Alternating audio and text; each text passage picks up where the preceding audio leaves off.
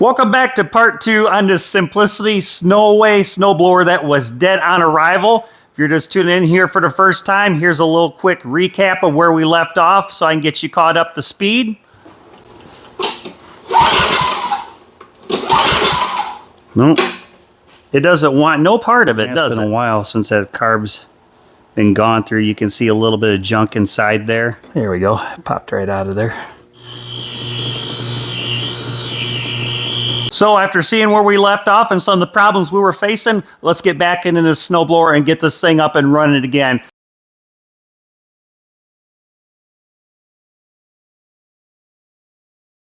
Here's our carburetor rebuild kit. This is Tecumseh Parts 632760B. It comes with everything we need to do this carburetor. Some stuff in there we won't end up needing because this kit also does different applications. Most cases I try to get the Tecumseh genuine parts, and if I can't then I'll go with the Stens. Also, here is that emulsion tube we had to get for it. If you got this type of emulsion tube, your part number is 632735. So I did a lot of the cleaning on this carburetor to speed things up a little bit for video purposes. Now, there's some key things that you need to know on these carburetors. You can take and knock these plugs out. They're removable if you want to get in to clean those holes, but I've found if you don't want to do that, I got a torch tip that I made for this that I can go inside and inside that throttle housing there, and I can poke those holes out just to make sure they're open and they're not plugged up. That's one thing about the Berryman carburetor cleaner. It gets in there and it cleans really well. And as well, on these Tecumseh carburetors, a lot of people out there don't know this and they miss this when they rebuild carburetors. There is a little vent on the side of this carburetor that can get plugged up at times. You take your torch tip cleaner and you want to take and make sure that hole is open. So your torch tip cleaner will go right inside that carburetor. So you're going to want to make sure this hole is cleaned out here with your torch tip cleaner, because if you go through and do this carburetor and put it back together and it still don't run right and you don't know this hole's here, it's going to cause some issues for you. I'm going to start by putting the seat in it. And something else too, for doing Tecumseh carburetors, you're going to want, there's a tool that you're going to want to have, and this is an actual Tecumseh tool. There's your part number. It's Tecumseh 670377. You can go right on Amazon and get these. I'll put a link up in the description if you want to get one of these. Must-have tool, because you can use these to pull the seat out of the carburetor when you rebuild them, and as well there's a gauge right here for setting your float. Okay, now this little rubber O-ring here, if you want to call it, this is your seat. We're going to install this. There's a certain way that it goes on. If you look on one side, it's smooth. You flip it the other way around, you see a ring kind of going around the bottom of it. The ring side goes down into the carburetor body. If you take and put it the other way around, you're going to have a leak. So when I put the seat in, I'll just take a little bit of silicone spray like so and spray that rubber seat really good just so it's not dry when it goes in and takes a chance on if it, it could cock in there and not seat right. Now as well, I'll spray it down in the housing bore itself.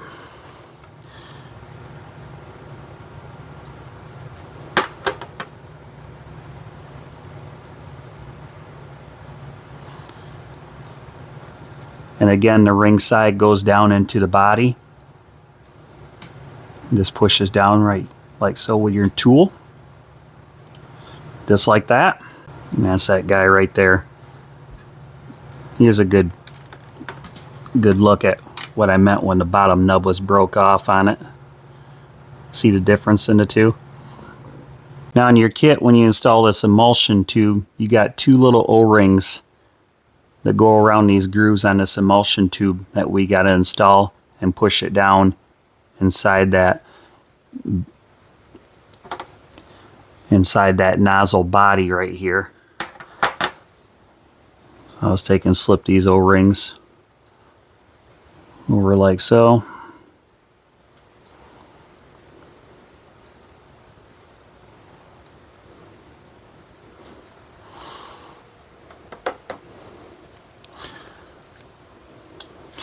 Now, something I do is with these rubber O-rings, I take some of this super lube and I'll put a lubrication on those.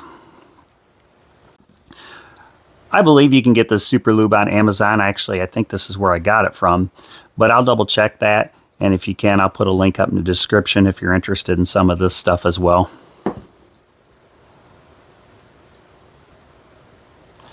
Just taking, lightly put some of this on the seals.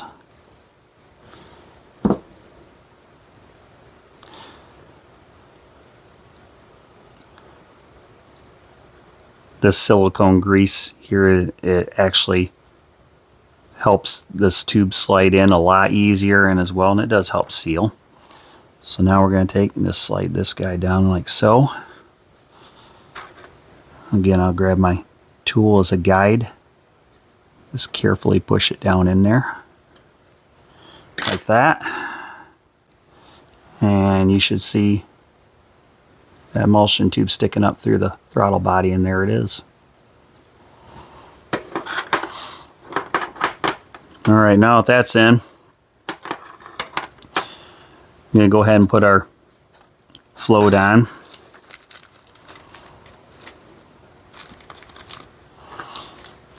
And that's one thing nice about this kit, you get everything that you need in here.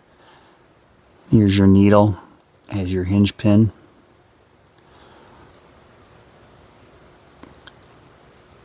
You got your needle, it comes in with your retainer spring, like so.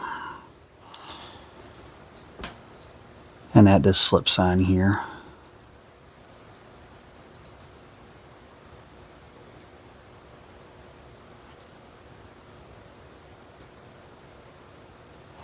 Just like that.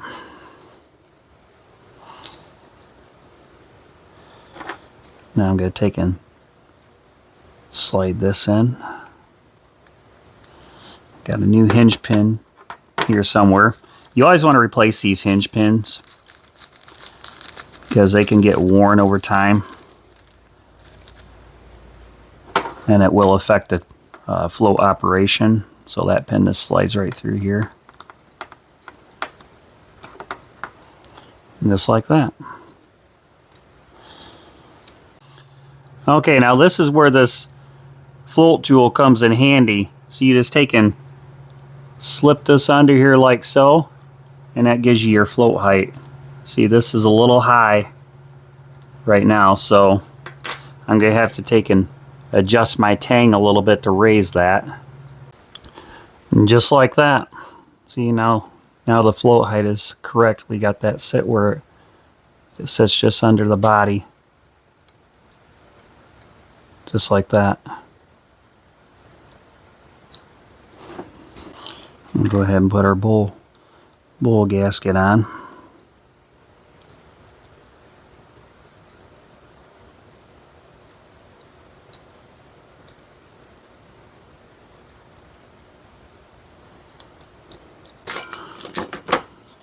Alright, now we got our main jet that goes in the bottom. Going to want to run some torch tip cleaners through here and make sure there's no debris plugging your pickup, your feed hole right here. You got 3 holes in this jet you got to make sure are clear. You got your main feed. That's this one on the bottom.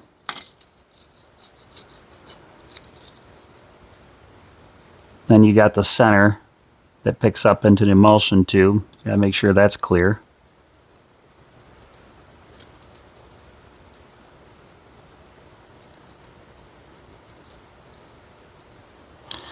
And you got the one on the side here that helps feed the idle circuit.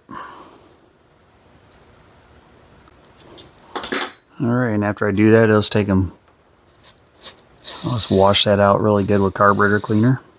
Just like so. And we got a gasket that goes on the bottom.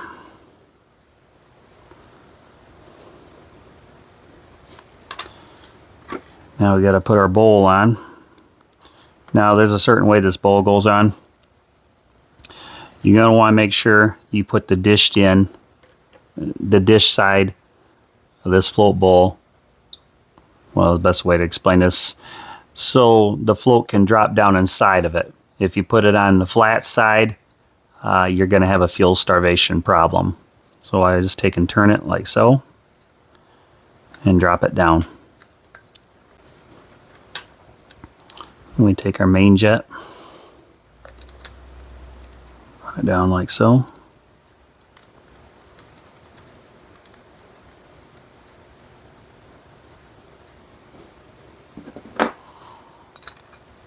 And tighten it up. Oop, wrong size.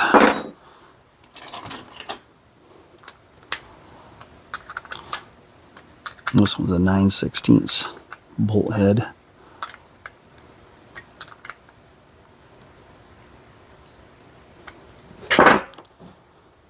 All right, moving along.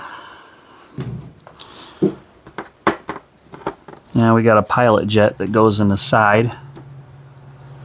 Right here, there's a little hole. We got to make sure that's clean. You got one that goes through the end here.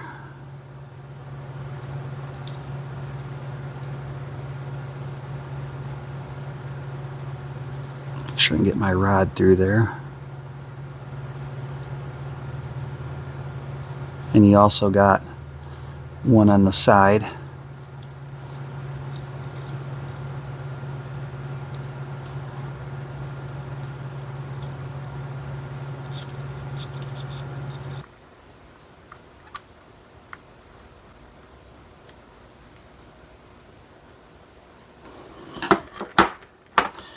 And your kit even comes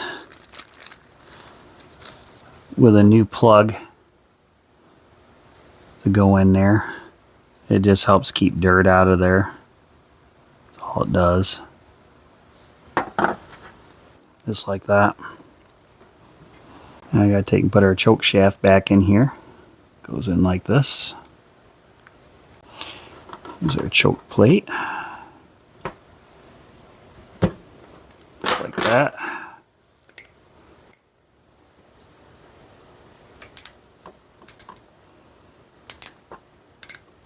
I'm going to take and put our airbox mounting plate on.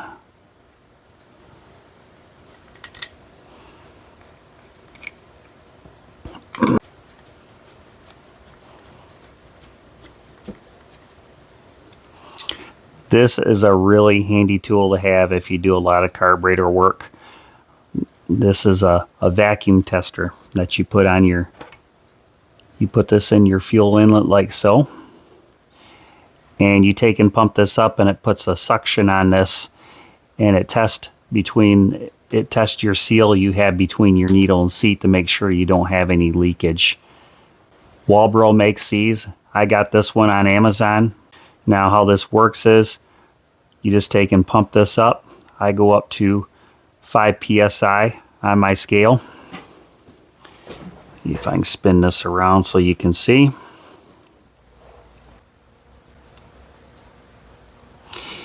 And if that needle comes down, you know you got a leak on it. This is really handy because on some of these snowblowers, you got to take so much stuff off of them to get to the carburetor on them if you have a problem. Well, this is a good way to check to make sure you don't have a problem that can save you time in the long run. And this one here is good. You just let it sit for, I let it sit for about 10 seconds and watch the gauge. And when you're done, well, it's got a release valve on it, but you just shake the carburetor, it drops down to 0 again. Again, just take and run it up to 5 psi.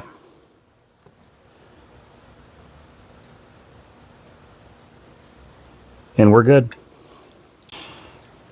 Okay, Our carburetor is all done, so we can install this on the machine. I'm going to install this head gasket. Now, it took me a while to get parts for this, is because I wanted genuine Tecumseh parts, and this is a genuine Tecumseh head gasket, so it took a little bit longer to get that. This head gasket actually come out of Rhode Island, and this is not something you have to do when you install your head gaskets, but I do it. I spray it down with this Permatex copper head gasket spray, part number 80697. And the reason why I spray it down with this stuff is because when you're putting your head gasket down and line your bolts out, it just helps it stick a little bit better so it doesn't move around as much. If you haven't used this stuff before, I'll put a link up in the description on this. Let's take and spray this down like so. We're going to paint it.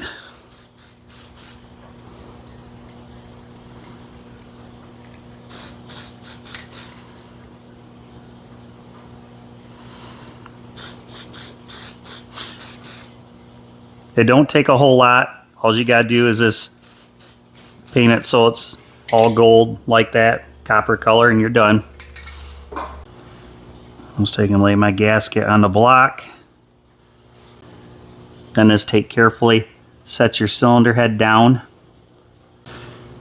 You have this cover that went on here. When I put my head bolts in, just so they're not going in dry, I got some of this ARP Molly lube that I save over from my automotive engines that I build,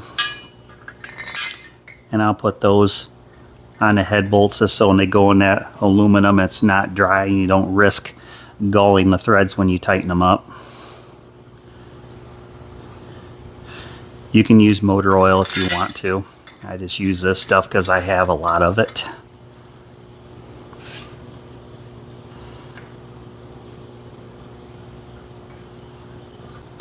It's a good practice to wire wheel all your bolts so they're nice and clean, such as this, before you install them. Now I got the head gasket on there and it's sitting, but we got one more part we got to do before we can put the blower shroud on, because you got 3 head bolts that go in. I need to change this fuel line on it. That's something that I was going to do, so I'll quick do that. So I was taking, I'll pull this line out like so.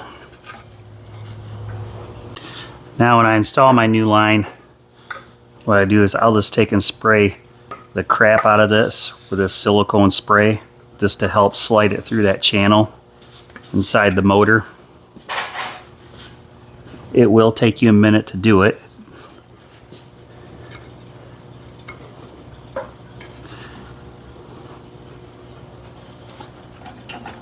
But it's not terrible.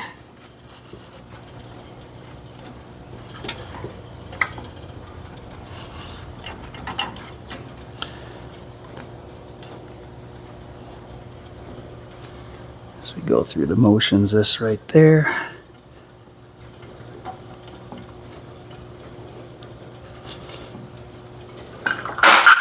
Oops.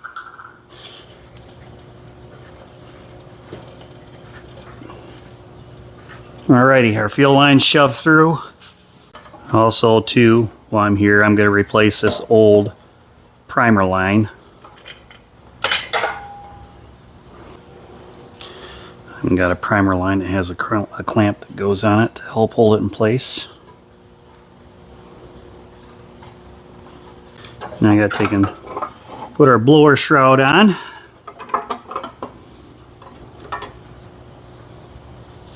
You want to make sure you got your plug wire up here in the channel where it goes, so that doesn't get pinched off.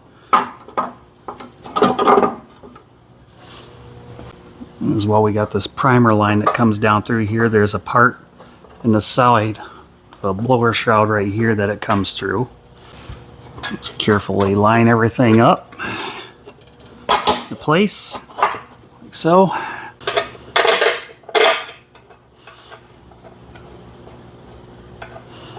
Just like so.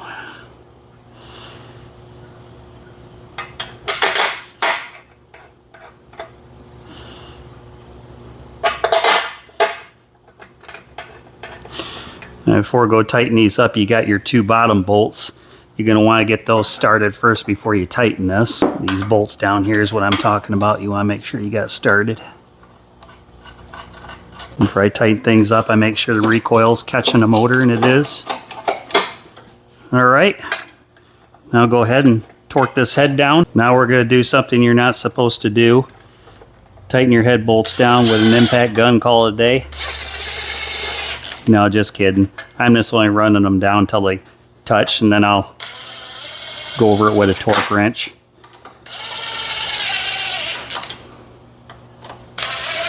Use your crisscross pattern when you're tightening your cylinder head. If you're not sure what it is, you'll be able to find it in the specification manual or online. I've done enough of these, I just have it memorized. Now I'm going to tighten the cylinder head down to 20 foot-pounds.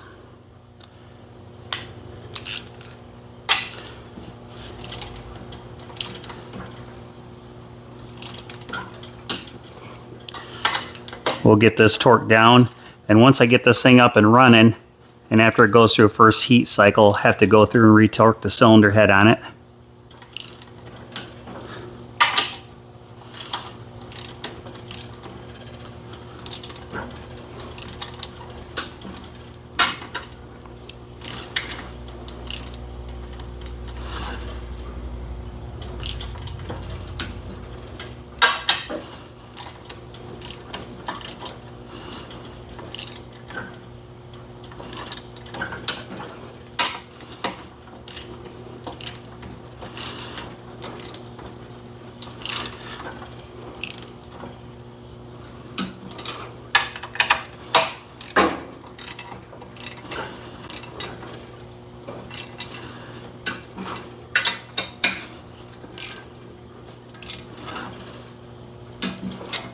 Alrighty, our head's torqued down. Put our spark plug back in there so nothing gets down that hole after our fresh valve job we just did.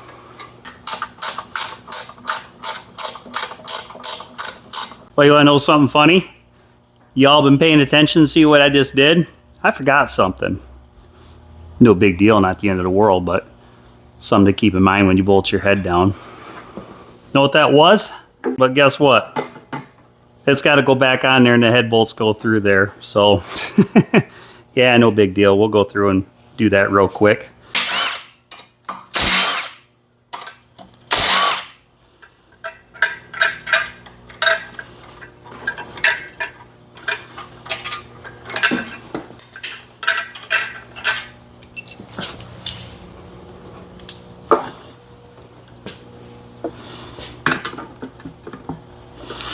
Okay.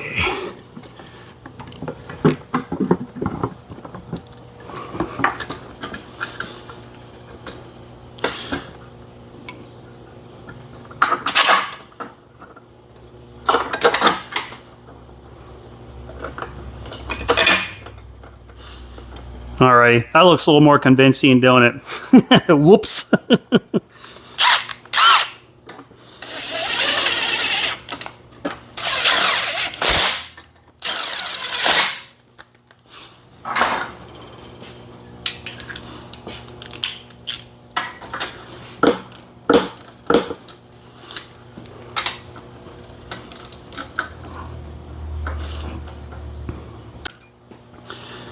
There, no worries. Not the end of the world, was it? Know what I mean?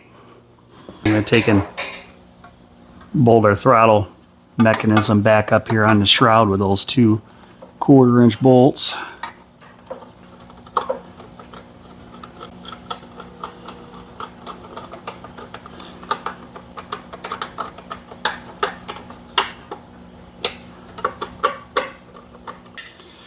Got me a new gasket to put Mr.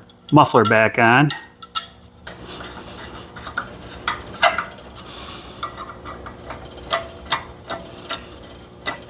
Your tighten screws up. How many of y'all out there knew you could take a wrench and put on a screwdriver like this and turn it to tighten it up?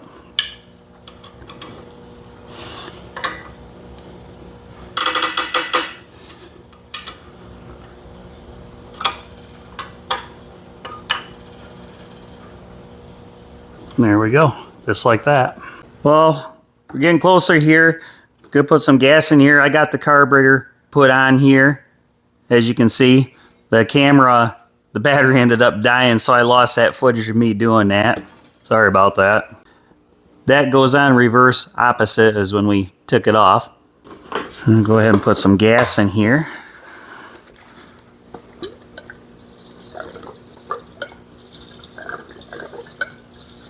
Turn the fuel on, make sure we don't got no fuel line leaks. We'll go ahead and quick pop it off in here real quick, then we'll throw everything together and we'll take her outside and see how she runs.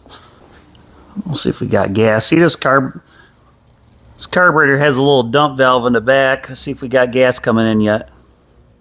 Yep, gas runs out. Now see if the primer works.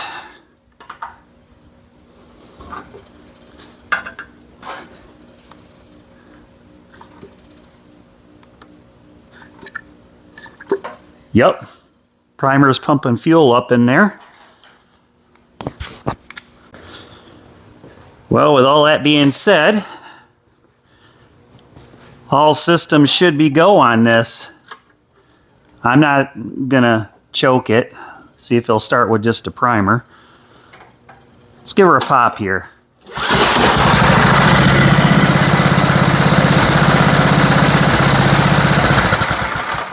Yeah. First pull, barked right off.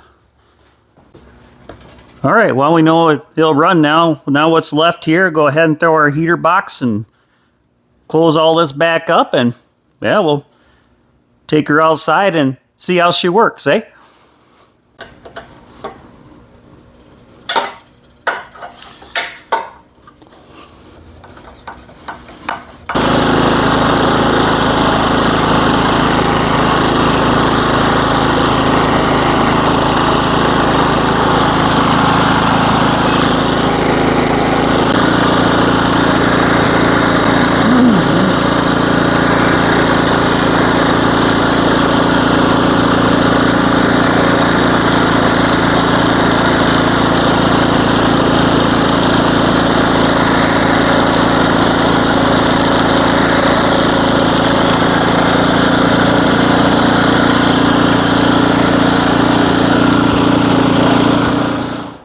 Well, how about that? This little Simplicity Snowway, it turned out really good. She runs really nice.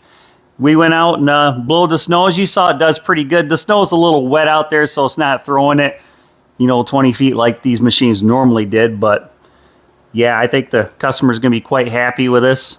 Brought this in here. I got the oil draining on it since it's hot, and we're going to put fresh oil in it, get it all cleaned up, and we'll go back to customer, and I think he'll be quite pleased with it. Now, this is just my opinion on this. Feel free to comment down there if you agree with me or even disagree. This is coming from my experience. I've been working on these old machines for over 30 years and just different things that I've seen, and even with the newer stuff. I believe these older machines are built far better than what these newer ones are. I mean, you're going to have more of a chance of seeing an old machine like this that's 25 years old and older that's still going to be running, as opposed to some of this newer stuff they're building. You're not going to see that stuff 20 years from now. People still using them and fixing them up like these, just because it's getting harder and harder to get parts for some of this stuff, because a lot of the parts are made overseas now. And a lot of times, even machines that are 2 and 3 years old, you go up and look up for different parts. I mean, it could be even an ignition coil, and it'll say right in the description, part no longer available. As well as anybody else out there have any snowblowers such as this that they've gone through, put into work, and got it up and running, and made a nice machine out of them. Yeah, I'd like to hear the story about it if you have. Well, I hope you enjoyed this video, and we'll see you in our next video. Take care, everyone.